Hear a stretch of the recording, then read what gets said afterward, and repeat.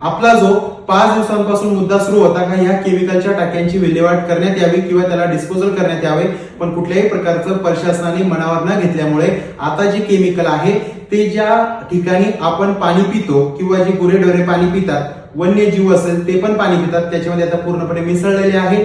5 दिवस झालेले आहे.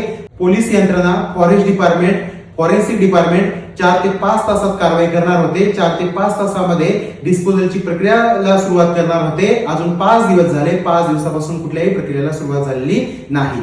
एवढे थंडगार पोलीस प्रशासनाचे कार्य किंवा महाराष्ट्र शासनाचे कार्य जर असेल तर नक्कीच या प्रशासनावरती कुठल्याही प्रकारचा आता विश्वास ठेवण्यासारखे शिल्लक काहीही उरलेले नाही. कारण आतापर्यंत ऐकलं होतं का महाराष्ट्र पोलीस असेल किंवा महाराष्ट्र प्रशासन असेल हे कोणतेही कार्य करण्यासाठी जास्तीत जास्त वेळ घेतात, पण आज तो प्रत्यक्षामध्ये अनुभव सुद्धा आलेला आहे.